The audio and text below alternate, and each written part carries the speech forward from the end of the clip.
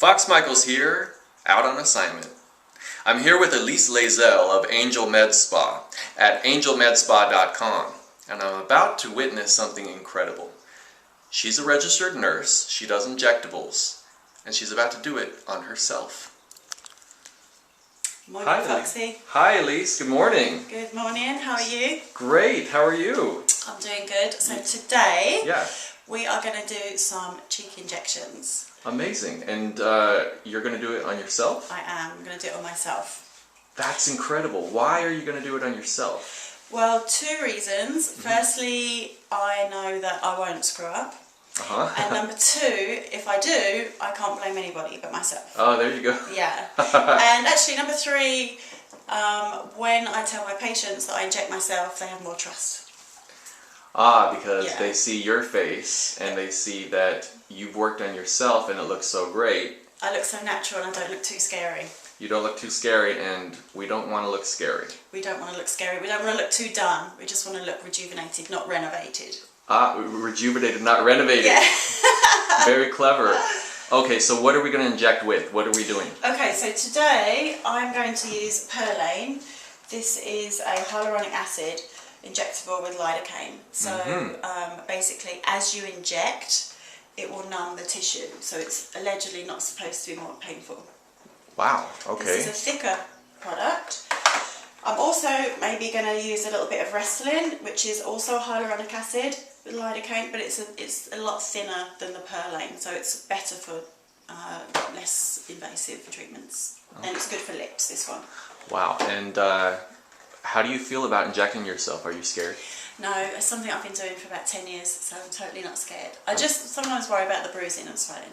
Bruising? Oh, what happens? Yeah. You can hit a vessel. Wow. So sometimes it can seep into the tissue and cause a bit of a black eye, which isn't attractive, but oh god, okay. Do you there's ways around that. Do you have a sedative or something for myself? Might have a little Xanax around somewhere. Alright, so the first thing I'm going to do is open up the product. And normally I would wear gloves if I was working with a patient, but on myself I feel like I can feel the product better and have more control over it. So that's why I haven't put the gloves on. Okay. And now I'm going to clean my face. What are you cleaning it with? Just some alcohol. Alcohol? Yeah, to make sure the skin's clean. I previously numbed it with some 2% lidocaine. Ah, okay. So it shouldn't hurt so much when I inject. That's like a topical? Topical, yeah. Alright, I would just take like a couple martinis and numb it that way with that kind of alcohol. Glass of champagne. And what I'm going to do is make an assessment on where I feel I need it. Okay. So I feel right now I'm like hollowing a little bit under here, which is like the malar region. So I'm just going to pencil that in. Like this. And when I look in the mirror on the side, I can kind of see a little bit here on that side and this side a little bit under here. So it's always good to like make a mark, because once you stick a needle in, the tissue can swell a little bit, and then you lose your point of entrance. So. I see. I thought doctors just always did that just to have fun, like they're coloring, keep it. Well, and it looks more professional when you're colouring in. And so I like to just like bend my needle a little bit, which is kind of old school. What does that do? It just sort of, when you're coming in at an angle yourself, you can bring the needle in a lot flatter to the tissue. Wow. It's just, so I'm just going to do that. I'm going to zoom on in here.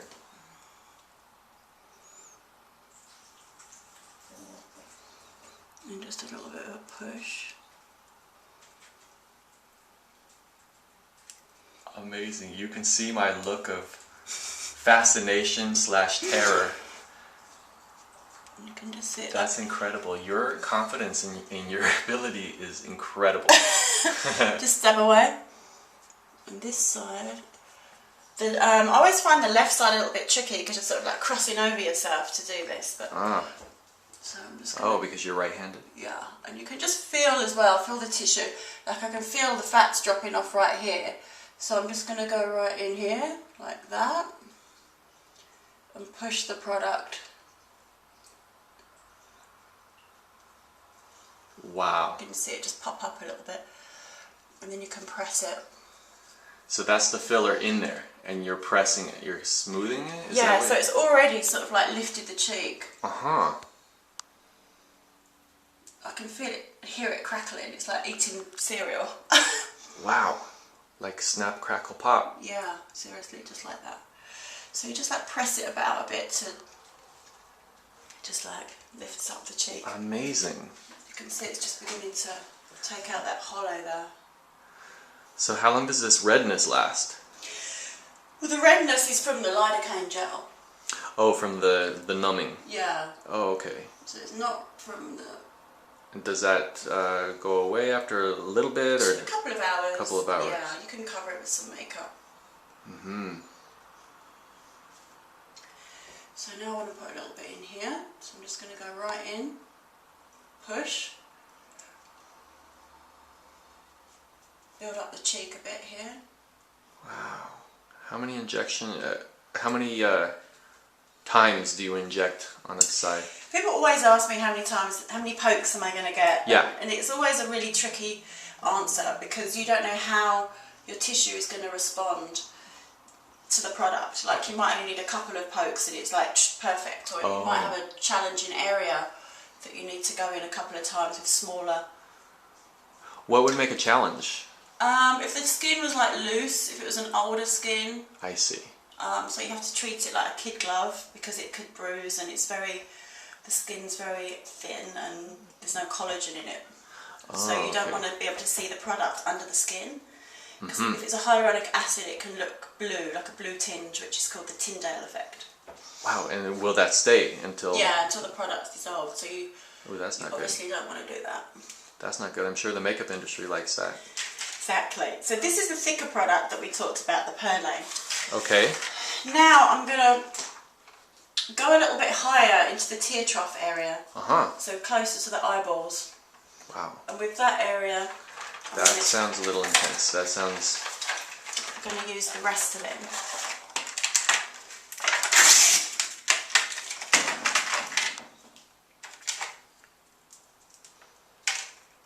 So once again, put your sterile needle on. Are you going to bend it again? I will. Bend it like Beckham. Bend it like Beckham. And I don't know how good your zoom is, but you can see the needle is like beveled at the end.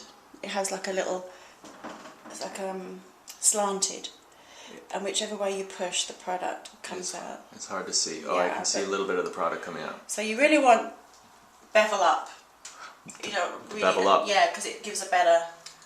So it doesn't pour down. down. So it doesn't push down into the skin and you lose it. Mm-hmm. So we're going to do the tricky side first. Okay. The opposite side. Yeah. So I'm just going to go in here. And you can lift the needle like this. Wow. Whoa. Just to make sure you're in the right place. I see. Wow. I didn't realize. So it bumps up. You can kind of lift it. Yeah, you can just press it. And just press it down. Wow. How does it stay? How does the product stay in that spot that you inject and not dissipate, move around? Well, it stays because it's hydrophilous, which means it attracts water molecules. So once it's injected into the tissue, the water in the surrounding skin and dermis latches onto it, and that's what causes the volumization. Incredible. Yeah.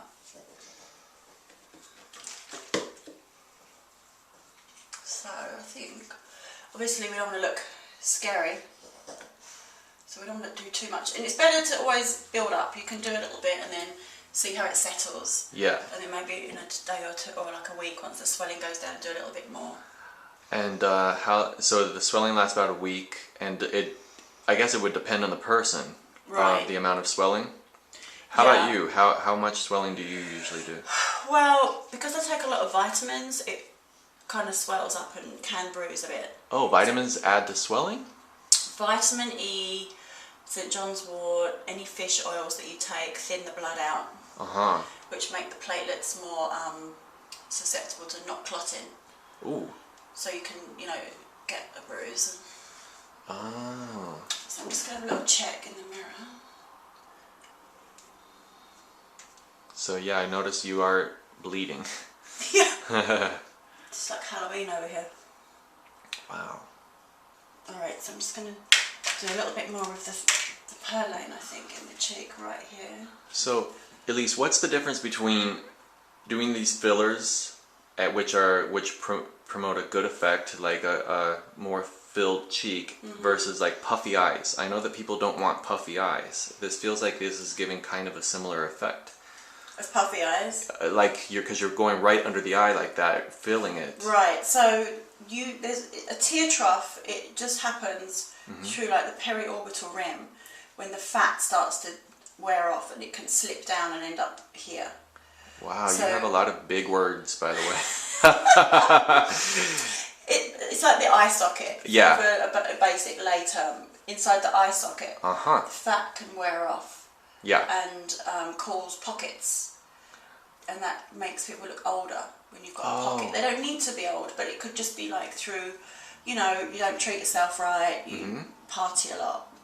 Not resting, burning the candle. And, or just, you know, genetics. Yeah.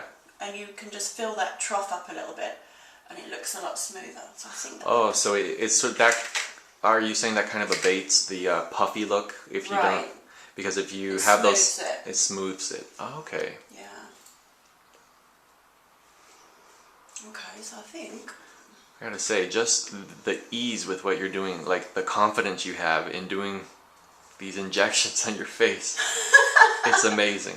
Poking a needle? It's something I've never seen before. People get scared about needles, but really there's nothing to be scared of. Yeah. If you could cut your own arm off if you used enough lidocaine.